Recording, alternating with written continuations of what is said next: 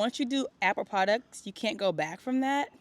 Just like with Tesla. I feel like once you go Tesla, it's hard to go back. Do you think people should look at buying a Tesla used? Okay. Welcome back, everybody. We right here with another used Tesla story for you. We are here with Tanae. Tanae, how are you? I'm good. All right. So I interviewed your husband, a.k.a. Jordan Peele. But we're back, and you have a similar story. You didn't get yours from Hertz, but you have a similar story about your Tesla Model Y. First of all, what year is it? 2022. And how much did you pay for it? 32 out the door. $32,000. How many miles? 2956. Wow, pretty good. Yeah. Okay, which trim is it? It's a long range dual motor. Oh, okay. So 2022, only 29,000 miles. Yeah. 32,000. Uh-huh. Where did you get it from? It's like a combo, multiple Dodge, Jeep, Ontario. And was it the first one that you looked at? No, we actually shopped around about 6 different dealerships around the area. This was the first one that I saw that was actually decently priced, as well as condition-wise. With the nicks and dings on Teslas we were watching out for. The tires, the rims were actually in a decent condition. The seat condition was really clean, and overall customer service was decent. Well, I'm gonna have to ask this question that everybody wants to know. Did it come with the Hello Kitty or? No, Hello Kitty is my all-time favorite. Check out the shoes. Yeah. So I customize it to my liking, which is Hello Kitty, which is a girl's, dream character. So I get a lot of looks and questions about it, actually, because of the Hello Kitty. I believe right here in the front, a few little chip marks that we noticed when we first purchased the car, but nothing that was severe. That was it. And that can be fixed easily, but it's not even noticeable. I didn't notice it. I thought it was just specks from tree sap and things like that. No. I think that's a real good price, and it looks like it's in good condition. Kingsley got his first, and he had, it seemed like, more damage. Yeah. I mean, not severe damage, but No. he had a little more going on, but yours Yes. seemed clean. Let's talk about your customizations first. Okay. What have you done? So I got the Hello Kitty license plate covers on the front and back. And then in the inside, on the side I have these little peekaboo Hello Kitty splat on the sides on each side of the car.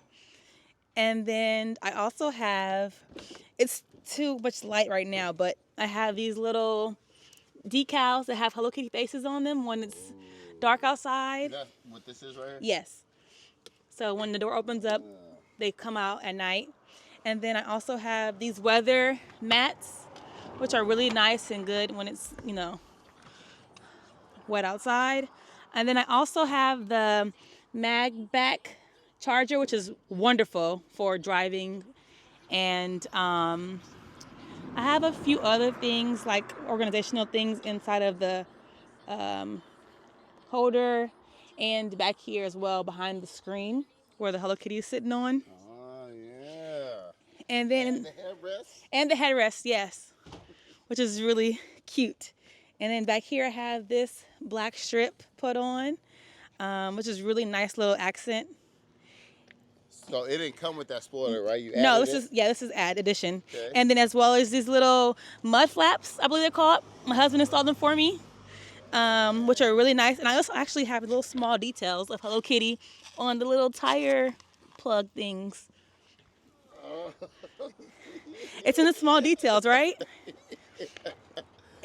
And let's see. And then I also have a cover for all of my junk and child stuff. Did that not come with it? No, my husband added this for me, which is Okay. really nice. 'Cause I know on the 2023s, they come with something similar, but it's not retractable. So that's cool.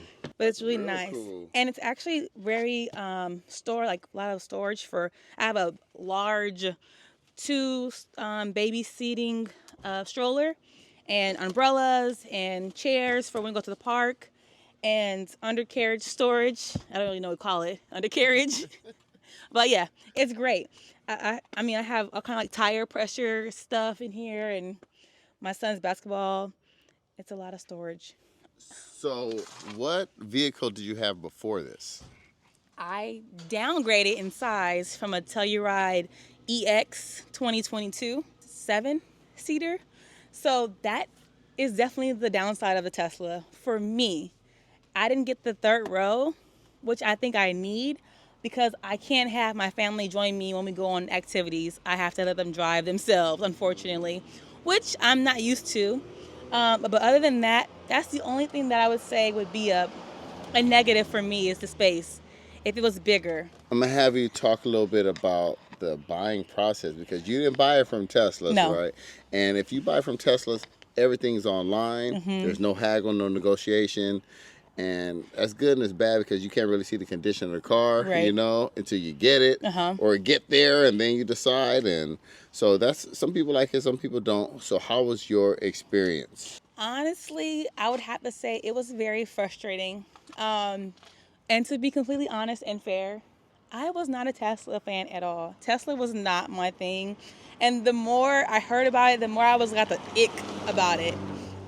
My brother-in-law, you have Teslas and super into it. And my husband also became not a fan, but I don't know, what do you call it? Enthusiast of Tesla. And it made me even more like ick. So then I was just like, I will not like it. Even if I do like it, I'm like, green eggs and ham is not for me. I'm not anywhere. I don't care where it's at. So then my husband got his, and I was like, oh, that's nice. I'm glad you got your car. He's like, drive it. I'm like, I don't want to drive your car. He's like, just drive. I'm like, no. So then one day I drove it to meet my cousin for dinner, and I floored it. And I said, oh, my gosh. And I said, okay, I see what the hype is about. But I wouldn't tell him about it. So when I got home that night, I'm looking online, trying to be like secretive. But I wanted the bigger one. I knew it was too small for me. It was very cute. The 3 is cute and small, like sporty. But for me, I have kids and have stuff. It wouldn't work for my lifestyle. But I did like the electric part of everything. Like there was no really keys, hands-free. I'm a lazy driver. And Tesla, I think, is definitely for people who are very just, not lazy, but it's very convenient. It just works, right? Yes. So some people say it kind of equated to being like the Apple of cars. Would you agree? I agree. And I feel like once you do Apple products, you can't go back from that. Just like with Tesla. I feel like once you go Tesla, it's hard to go back because we had to do a road trip recently and we rented a Wagoneer and I felt like I was being punished. For a weekend on the trip, pumping gas was like, I haven't seen gas prices in so long. I couldn't believe the cost of it, 1. 2, it was just so much noise and bouncing around and it was heavy. I had to keep remembering to put the car in park. I had to remember to keep putting my gas off the pedal and you had the to brake. put it in park? Oh, heck no. I had to remember to grab the keys to lock it and roll the windows up. Oh, damn. I'm not used to that anymore. So it was annoying, actually. Just remember, this is going to be on the internet forever, so you need to always, for the rest of your life, drive Tesla. It'll have to be a car that's very similar to this style and features for me to go to another different maker. But the conveniency of having to just get my baby out the car and walk away and go into the house, without having to roll up windows, look for keys, like that's definitely a luxury that I won't go back from. And honestly, they set the standard now. A lot of manufacturers are emulating Tesla style, so they are trying to get there, but they're playing catch up too. So. And I also noticed that too with my Telluride. It had a nice couple of features that were more like modern, high tech, but it's a lot of wires, a lot of wiring. Tesla, it seems like it's a little bit more like simplified. It's not as many and I'm not a tech person. My husband's more into that kind of stuff, but I just noticed the difference. It's very just simple. I like that because I'm not big on technology, and to me buttons annoy me. But this is very easy to get around, and when I'm lost, my husband can get on the app and literally find the car and show me how to get home. And then the feature of having the address sent to the car from the cell phone, chef's kiss. The best thing ever. Let's go inside. Okay. Yeah. Let's take a look. Tell me, what was your initial reaction to driving it, or how do you feel driving it compared to other cars? Okay, so when I first got the vehicle, I didn't know how to work it. I didn't know how to turn it on. I didn't know how to use it because I only drove my husband's car twice, and I couldn't figure out. So when my husband picked me up from the dealership, he had to show me how to like turn the car off and on, like use the different shifts, things like that. And getting used to the one pedal took a while, like maybe a week. But once it was good to go. It's hard going back to any other car driving as well, right? Especially with the cars now that have like that automatic shut off. It was really annoying. It's really annoying. So we're gonna have you drive a little bit. As far as you talked about the exterior, no issues. Any issues with the car driving, like noises or? I honestly don't have any problem with it. My husband did notice a clicking sound outside of the vehicle when it's making turns. Because under warranty, we took it into dealership at Tesla. They're very accommodating. They gave us a rental car for the day. They worked on it and they brought it back to us, and it was actually perfect. So that was the only complaint, was my husband noticed the ticking sound. I thought it was supposed to sound like that because it's an electric vehicle. It wasn't. So that's a good point. Like your mileage was so low, it's still covered under the warranty. So that's good too. Yeah. And how was that service experience for you? Because you did it all through the app, right? I must admit, my husband does all that stuff for me. Well. But yes, everything was done through the app, and because both of our phones are connected to the vehicle, he sets up the appointment on the app. It sends us like a notification letting us know that it's ready for schedule. We bring it in, drop it off, walk away from the car, because Tesla have some kind of like programming. They can just log into the vehicle themselves and take care of it. But they were really good with communication, accommodations. And then the first time we got it fixed, we still heard clicking, not as much, but it still was some of it. And they told us to come back and bring it again. They did another look over and fix it again. And now we haven't any issues thus far. But they're really great, very friendly. And surprisingly, we got actual appointments rather quickly. I know people were saying that the appointment thing is like an issue. And because we're in California, we have a little bit more options with dealership locations. So the first time we went to one in Torrance, and then this time we went to one in LA. And both were great. And we got appointments within like a week or so of each other, which was really nice. I was going to ask you, how long did it take? And did they give you a loaner? Yeah, they gave me a Model 3 loaner, which came with free supercharge and what else? Full self-driving? Full self-driving. Ooh. So you don't have that on this one? I actually do have the promotional right now, which has been really fun. I've been doing the summons at Target. It did stop me like twice, though, in the middle of the road, and it was really embarrassing. But, I mean, you learn the kinks, and I think it may have thought something was in the area, so I wanted to be, cautious of that and stop. But I've been pulling the up and down. I even went to the store yesterday, and Swimming Park is really close to me, and I pulled the car out and was able to get my kid in with no problem. So actually, that was the one time I used it the same way. Somebody parked real closely to me, and I had to use it to get out. So It is functional when you need it. But I'm glad you use it, because a lot of people don't want to mess with it. Okay, don't get me wrong. I am a scaredy cat. I am very scared of the self-driving, but I have done it like 3 times, but very like cautious of people around me at night when the road is kind of clear. And as soon as I get a little scared, I'm like, nope. And I, turn it off. That's what you're supposed to do, though. You have to, it's supervised, right? But I do like the way it works. I feel like they're still like tweaking a little bit off the green lights. It's a little hard on the gas. And then I feel like getting over sometimes is too quick. It's not a little bit more like aware of the surroundings. And I also noticed that it doesn't read cones. Because there was a cone, the road was starting to merge into one lane, and it didn't read that. And I had to hurry up and turn it off and move the car around. It's gotten better at like speed bumps, but sometimes if there's a pothole, you got it, man, you're going to hit it. You know what I mean? So it's not perfect, but I'm glad you use it. A lot of my colleagues and friends, they're like, I don't trust it. I mean, I don't trust it either, but you got to give it a shot. If it's free, especially, And I definitely took advantage of it the last few days commuting to work. So with my Magbak, I put my phone up here. I'm very responsible, though. I put my phone up here, and I turned it on because traffic's pretty thick already anyways. We're not really going more than 15 miles per hour, if that. So that helps with the commute because it's already like exhausting doing that. But with the self-driving itself, it helps me just kind of relax a little bit more. I'm still aware, I'm still looking, I'm still have my hands close by and my foot close to the brake just in case I need to do anything to stop anybody from harm. But other than that, it really does help with the self-driving, especially long commutes. So the second to hardest question: do you value it enough to subscribe for $99 a month? Honestly, no.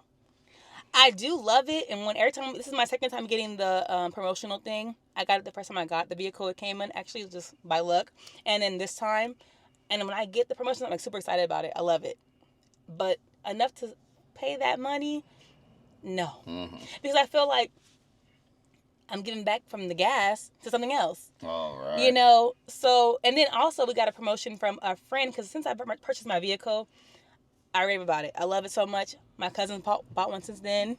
My friend from school bought one for his wife. Dang. And I got promotional supercharge or bucks to go to Tesla and use it how you want. And I use it for supercharging, which helps. But, yeah.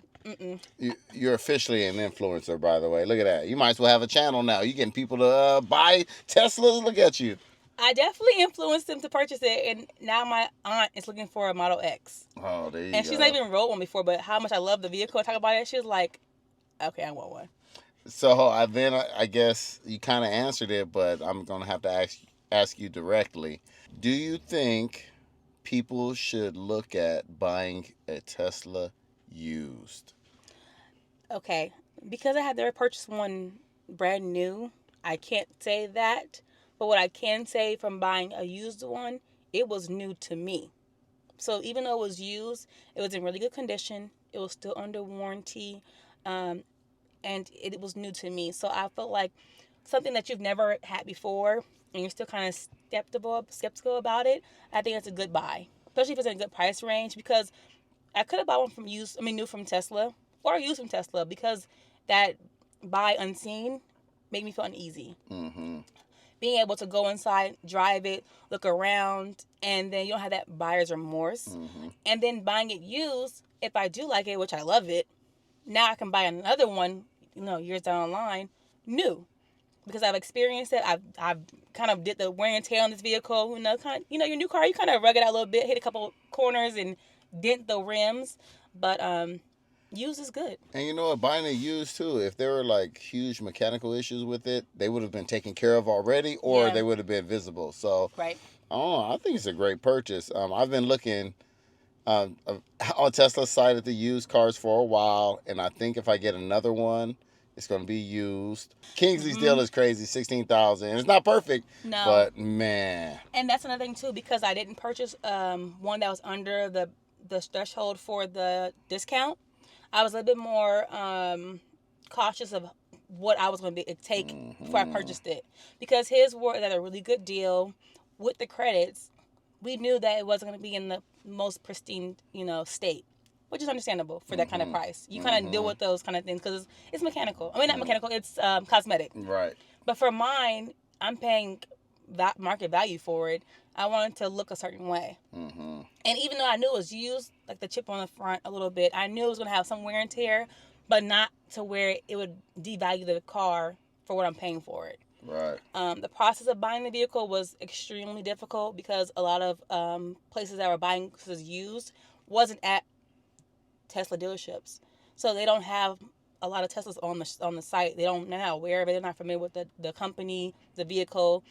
And they're trying to upcharge you for things that you shouldn't.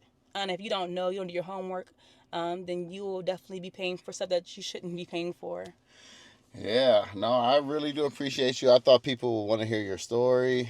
Thank you for sharing. And you're going to see her on a channel soon. Well, she's going to have her own channel, and it's going to be fire. I'm going to let y'all know. Hey, thanks for watching. I appreciate you. Thank you. Don't forget, Cobra told you. All right, y'all. I wanted to say that. Oh, I didn't know. You didn't. I love that part. I hesitated for a minute. She didn't say it. Here we go. Me and my casing says all the time. Oh, here we go. All right. Hey, thanks for watching, and don't forget, Cobra told you. Yeah. All right, y'all. That's the best part.